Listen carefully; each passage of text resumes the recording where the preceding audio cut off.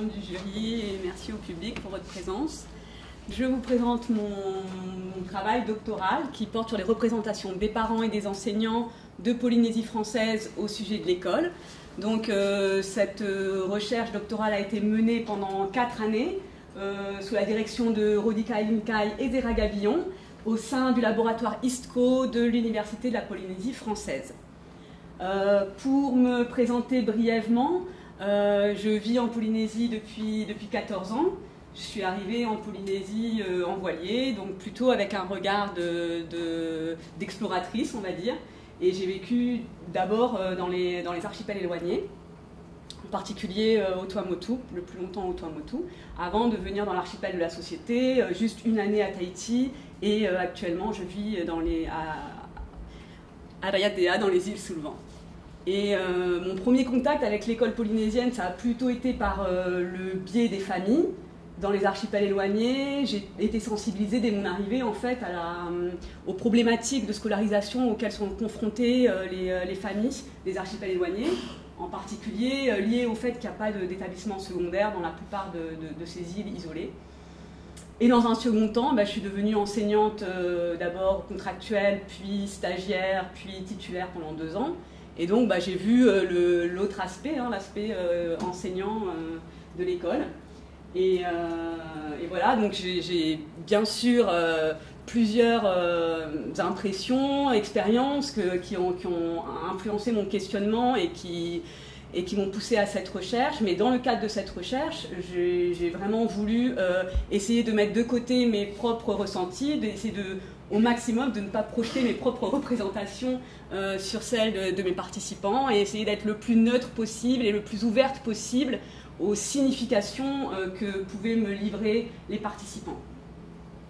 Voilà, donc je vais rentrer dans le vif du sujet et déjà poser quelques éléments du contexte de la recherche. Donc l'école en Polynésie française, elle est caractérisée par son histoire coloniale et puis aussi par son contexte linguistique, diglossique. Le système éducatif est caractérisé par un double cadre juridique qui découle du statut d'autonomie de la Polynésie française et qui aboutit cependant à un système éducatif, à des politiques éducatives et à des institutions scolaires qui sont très similaires de celles de la métropole. Le système éducatif est aussi caractérisé par des spécificités géographiques, structurelles, qui sont en particulier liées à l'étendue et à la dispersion du territoire polynésien. Et enfin, l'école en Polynésie est marquée par une déscolarisation, un décrochage scolaire précoce, et puis par des problématiques d'échec scolaire et d'importantes inégalités face à l'école. Donc l'objectif de ma recherche à travers l'étude des représentations que les parents et les enseignants associent à l'école, c'est donc de mettre à jour les connaissances, les opinions, les croyances qui sont associés par ces acteurs de la socialisation de l'enfant, qui sont associés à l'école, pour dépasser les stéréotypes réducteurs et essayer de vraiment rentrer dans la complexité des processus de socialisation qui peuvent avoir une incidence sur la réussite ou l'échec scolaire des élèves. Donc pour répondre à cet objectif, je me suis référée à la théorie psychosociale des représentations sociales, théorie qui a été élaborée par Serge Moscovici en 1961. Et donc je vais vous présenter tout de suite ma méthodologie. Tout d'abord ma méthodologie de recueil de données. Donc j'ai mené des entretiens semi-directifs dans 4 des 5 archipels polynésiens. J'ai commencé mon recueil dans l'archipel des Tuamotu, où j'ai mené 10 entretiens auprès de parents et 5 entretiens auprès d'enseignants. Dans un second temps, je me suis rendue dans l'archipel des Australes, dans une île des Australes, où j'ai mené 8 entretiens auprès de parents et 3 entretiens auprès d'enseignants. Puis dans une île des Marquises, où j'ai mené aussi 8 entretiens auprès de parents, 3 auprès d'enseignants. Et j'ai terminé par l'île de la Société, j'avais déjà commencé un petit peu en parallèle des autres archipels. J'ai mené 9 entretiens auprès de parents et 9 auprès d'enseignants. Donc au total, j'ai réalisé 55 entretiens semi-directifs auprès de 35 parents et 20 enseignants. Donc sur 4 archipels différents, mais dans 8 îles différentes et dans 14 villages ou villes différentes.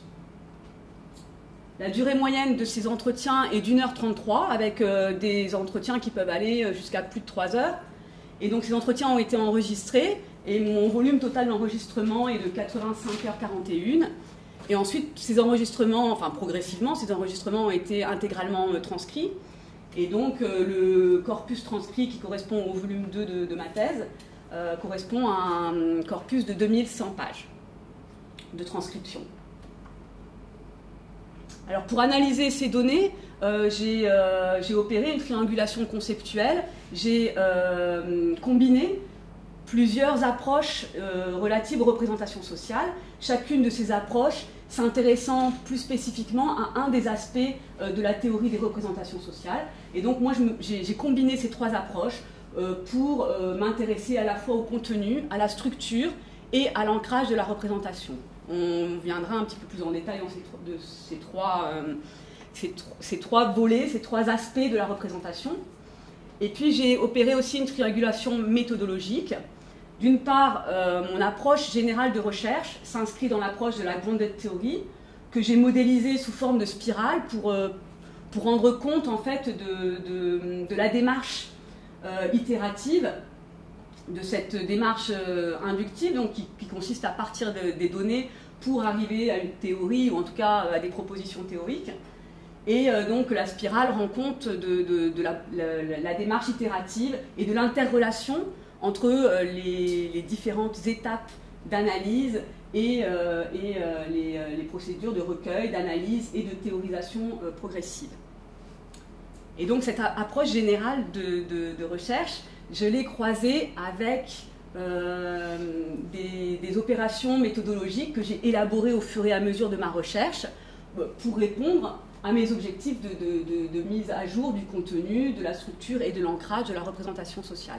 Donc en bleu, ce sont les étapes de la grounded theory, avec en gris, combinées avec les approches en gris de la théorie des représentations sociales. Donc je vais vous détailler certaines de ces étapes, enfin vous présenter succinctement certaines de ces étapes et les résultats intermédiaires de chacune d'entre elles, mais on ne va pas pouvoir détailler bien sûr toutes les étapes. Donc la première étape, ça a été de mettre à jour le contenu. Bien sûr, je vous présente ces étapes de manière linéaire, mais dans la réalité, il y a eu de nombreux allers-retours entre chacune de ces étapes. Donc le contenu de la représentation sociale qui consiste à mettre à jour les connaissances, les opinions, les croyances qui sont associées à l'école, les éléments de la représentation sociale. Et donc pour cela, j'ai fait une analyse interprétative, j'ai interprété le discours recueilli et transcrit, et ça correspond aux étapes de codage et de catégorisation dans l'approche de la grounded theory. Donc au niveau de l'analyse, j'ai codé linéairement 49 de mes 55 entretiens, donc ce qui correspond à un corpus de 1800 pages. Et donc cette étape de codage linéaire des entretiens a été menée pendant 2 ans, du 16 juin 2020 au 19 août 2022. Et donc au total, c'est 18 252 fragments de discours qui ont été codés. Donc le codage, je vous ai mis un petit extrait pour que vous voyez à quoi ça correspond.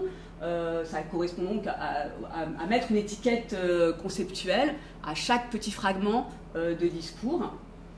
Et donc pour m'aider dans ce travail de codage, j'ai utilisé le logiciel Atlas TI, qui est un logiciel d'aide informatique à l'analyse qualitative des données. Donc ce logiciel ne réalise aucune opération d'analyse. C'est une interface qui facilite en fait la gestion des codes. Et donc voilà, comme j'avais un gros corpus et de nombreux fragments de discours codés et de nombreux codes, c'était une aide précieuse.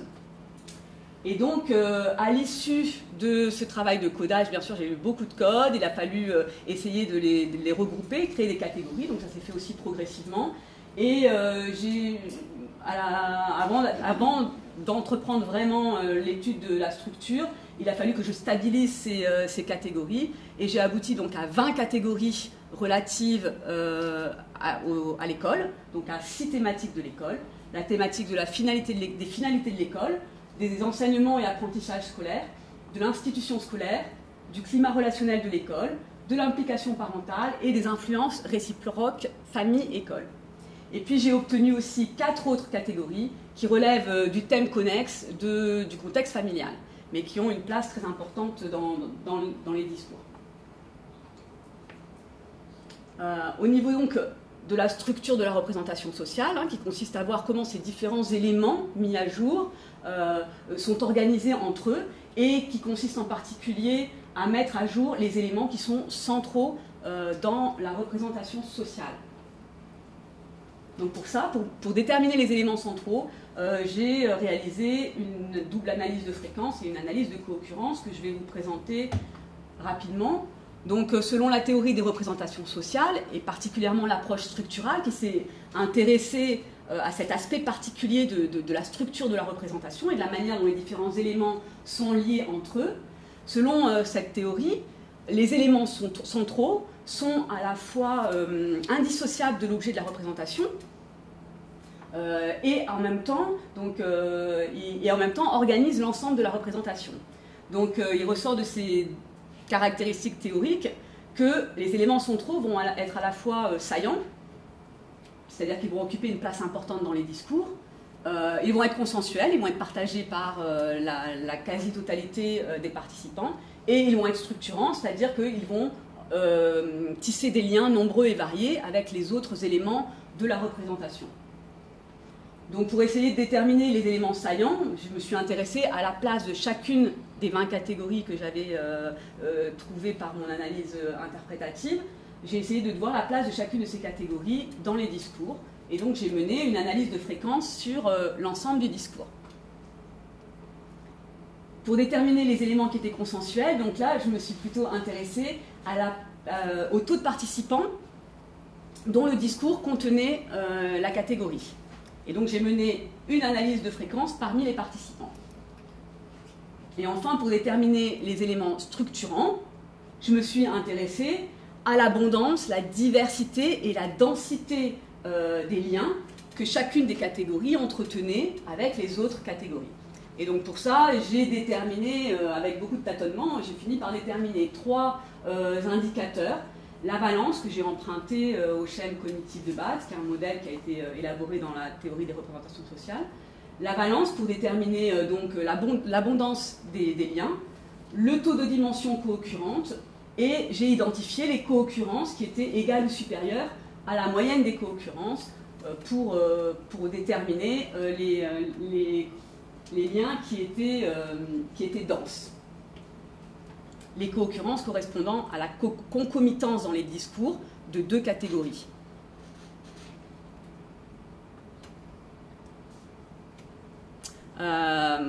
Donc, une fois que j'ai déterminé les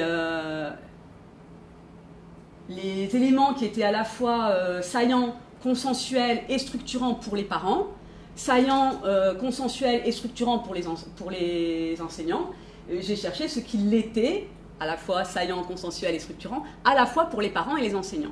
Et donc j'ai obtenu 3 catégories, qui sont les finalités de l'école, le rôle central que jouent les parents dans la scolarité, et la qualité du rapport des élèves à l'école, qui semblent être centraux à la fois pour les parents et pour les enseignants, et qui donc tissent des liens nombreux et variés avec les autres catégories de la représentation, qui sont donc des catégories périphériques. Et donc ces catégories centrales et périphériques constituent la représentation de l'école qui a émergé de mon analyse et qui s'insère dans le contexte familial très prégnant dans cette représentation de l'école, qui influence de manière importante cette représentation. Donc, pour vous décrire un petit peu plus les différentes dimensions de ces 3 éléments centraux, qui seraient donc partagés par les parents et les enseignants et qui seraient un petit peu les éléments structurants de l'ensemble des significations associées à l'école par ces acteurs.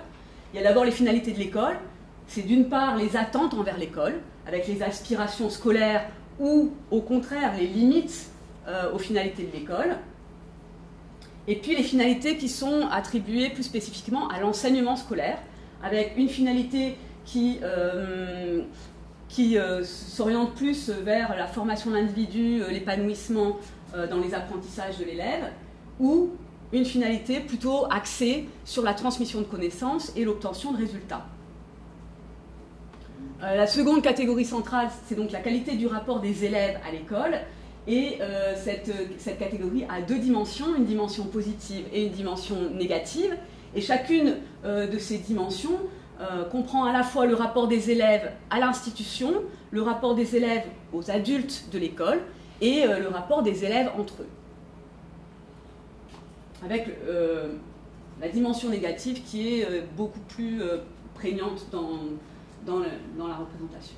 Et le rôle des parents dans la scolarité, donc c'était une catégorie qui n'existait pas telle qu'elle dans mes 20 catégories. Hein. C'était en fait une agglomération de 3 catégories qui existaient et qui sont l'incidence du cadre familial sur la scolarité, comment les caractéristiques économiques,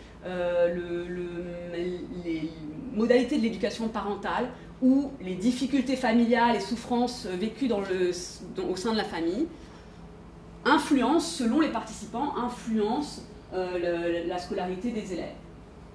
La deuxième dimension, c'est l'implication parentale, avec une grande part accordée aux modalités de l'implication, et pour les enseignants, aussi les limites et critiques de l'implication et les attentes de l'école en matière d'implication. Et puis enfin, le climat relationnel entre les familles et l'école, les aspects positifs et négatifs de cette relation. Famille-école. Donc ensuite, j'ai cherché à mettre en relation, faire l'étape de mise en relation qui consiste dans la grande théorie à chercher les liens qui unissent plusieurs catégories. Donc j'ai aussi mené une analyse de co-occurrence pour voir les liens denses qu'il y avait au sein du noyau central et les liens denses qu'il y avait entre les éléments du noyau central et les éléments périphériques. Et ensuite, je suis retournée dans les discours pour essayer d'interpréter la nature de ces liens. Et donc, je vous présente là, au sein du noyau central, les 3 catégories donc qui ont de nombreux liens entre eux. Ces 3 catégories ont de nombreux liens entre elles, mais avec une prédominance de liens de causalité. Donc, par exemple, les finalités de l'école vont impliquer le rôle des parents dans la scolarité. Donc, dans le discours des participants, ce sont les aspirations scolaires des parents qui vont motiver leur implication. Les parents vont déclarer s'impliquer dans la scolarité parce qu'ils ont d'importantes attentes envers l'école. Et d'un autre côté, le manque d'intérêt des parents pour l'école est évoqué par les parents ou les enseignants comme une des causes évoquées de l'impact négatif sur la scolarité du rapport des parents à l'école. Et de la même manière, les finalités qui sont attribuées à l'enseignement vont avoir un impact sur les modalités de l'implication parentale. Les parents ou les enseignants qui valorisent plutôt une finalité de l'enseignement basée sur la transmission de connaissances et sur l'obtention de résultats vont aussi valoriser dans leur discours une implication parentale basée sur le suivi scolaire à la maison, l'aide aux devoirs, voire même les apprentissages scolaires réalisés en classe. Et puis une implication au sein de l'école, plutôt axée sur la participation aux réunions, pour prendre connaissance des résultats de leur enfant. Au contraire, d'un autre côté, ceux qui vont valoriser plutôt une finalité de l'enseignement basée sur la formation et sur l'épanouissement dans les apprentissages, les parents comme les enseignants vont plutôt valoriser une implication des parents qui va viser à l'encouragement de l'enfant et à la participation des parents au sein de l'école, plutôt à des manifestations et à des projets scolaires. Voilà, et de la même façon, donc, les finalités de l'école ont des liens de causalité réciproques avec la qualité du rapport des élèves à l'école.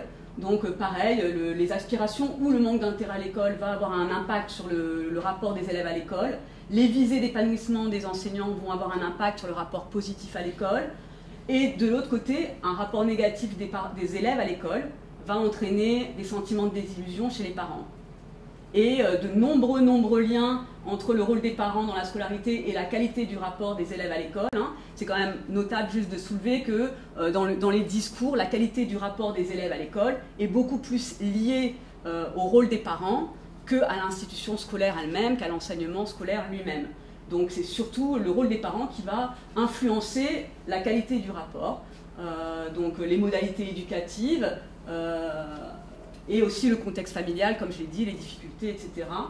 Mais dans l'autre sens, le rapport à l'école va influencer l'encouragement des parents ou au contraire des attitudes négatives des parents envers l'école. Donc voilà, de la même façon, j'ai cherché les liens entre ces trois éléments centraux et les éléments périphériques. Mais bien sûr, je ne peux pas vous les présenter là, on pourra y revenir si vous voulez dans les discussions. Et ensuite, donc, je suis passée à l'étape d'intégration, qui consiste dans l'approche de la grande théorie, à trouver un peu le thème unificateur de la recherche. Et après cette intégration, je me suis intéressée à l'ancrage. Pareil, je ne vais pas vous montrer en détail ici, qui consiste à voir les divergences de prise de position et essayer de trouver les variables qui pourraient être explicatives de ces divergences. Et puis à la fin donc, de la mise en évidence de certaines caractéristiques et donc d'un certain ancrage de cette représentation, j'ai modélisé mes propositions théoriques, donc je vais en venir tout de suite à cette dernière étape de synthèse un petit peu de mes résultats. Et donc à l'issue de cette analyse, il semblerait que la représentation associée à l'école par les parents et les enseignants soit actuellement en cours de transformation et qu'on se trouve du coup confronté dans les discours à la cohabitation de deux représentations. Une représentation qui relèverait plutôt de l'école telle qu'elle a été vécue et qui est d'ailleurs très prédominante dans les discours sur les souvenirs, dans les souvenirs des parents comme des enseignants, et une autre représentation que j'appellerais représentation émergente.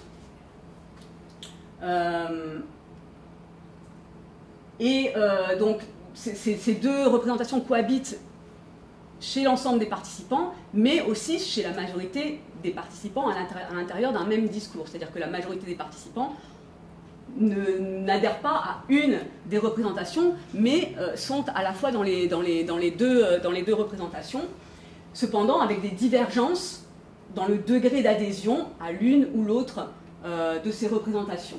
Et donc l'ancrage psychologique, sociologique et psychosocial a mis en évidence, l'étude de l'ancrage a mis en évidence que ce n'est pas le fait d'appartenir au groupe de parents ou d'enseignants qui est le plus déterminant dans ces divergences. C'est-à-dire que si les parents et les enseignants partagent les mêmes caractéristiques, ils vont adhérer de la même manière à l'une ou l'autre de ces représentations.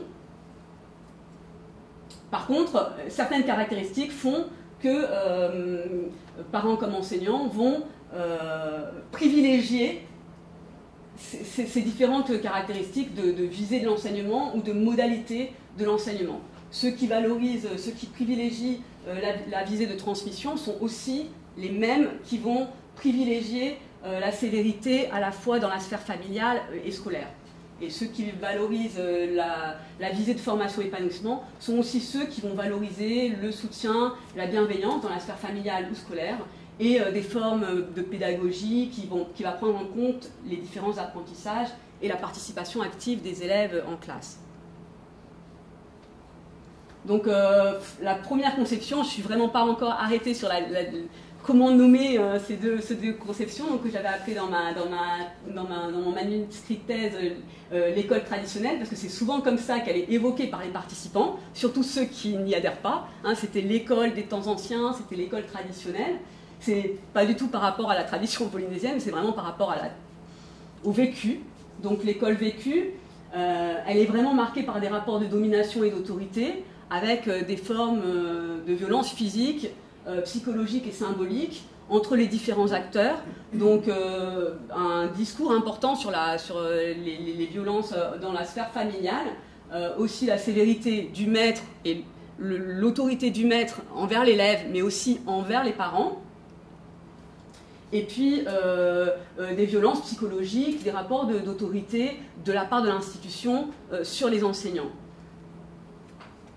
Donc les participants qui vont adhérer plus massivement à cette conception-là sont aussi les participants qui ont le plus d'aspirations scolaires et qui ont le plus la foi dans la capacité de l'école à assurer un bel avenir aux enfants.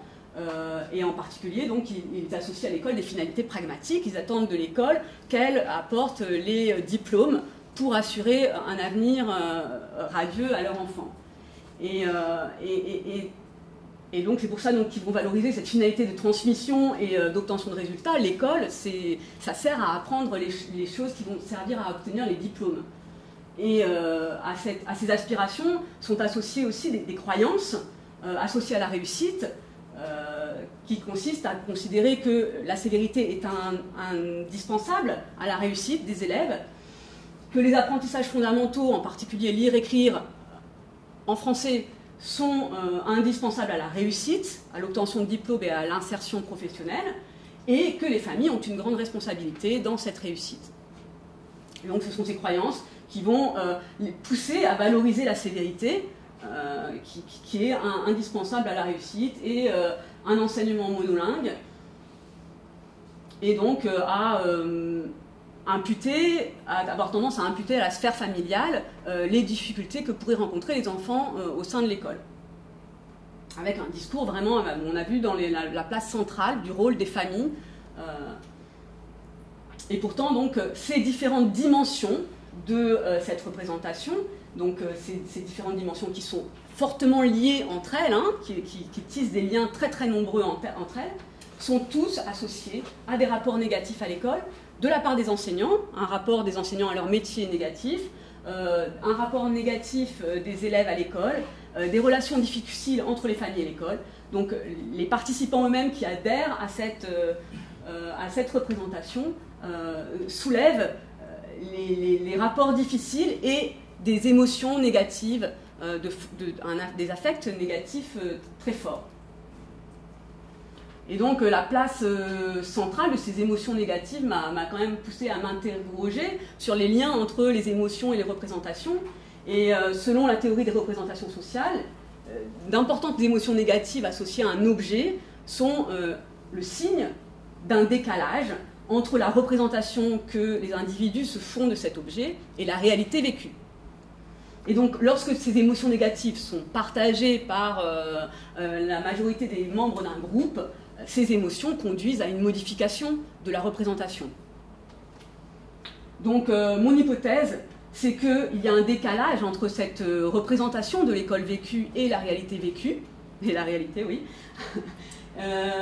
D'une part, sur la dimension de cette visée certifiante qui s'oppose au constat d'échec et de décrochage, surtout que ceux qui adhèrent à cette représentation sont ceux qui sont surtout dans les archipels éloignés, qui sont les plus confrontés aux problématiques de scolarisation et au décrochage précoce. Et aussi à la difficulté de convertir les diplômes obtenus en emploi, et donc une remise en question progressive de cette visée certifiante de l'école, presque magique. Et puis aussi les idéaux à la fois monolingues et autoritaires, hein, qui pourraient permettre la réussite, qui seraient indispensables à la réussite, sont progressivement remis en cause au vu des souffrances vécues dont témoignent très très largement les participants, souffrances vécues dans les sphères familiales ou scolaires, et en particulier dans l'enseignement, dans la répression de l'enseignement des langues polynésiennes, et aussi remis en question par des valeurs identitaires et éducatives, la réticence à faire mal à leur enfant, voilà, conduit les participants à remettre en question cet idéal de sévérité dans l'apprentissage. Donc bien sûr, ces remises en question ne se font pas sans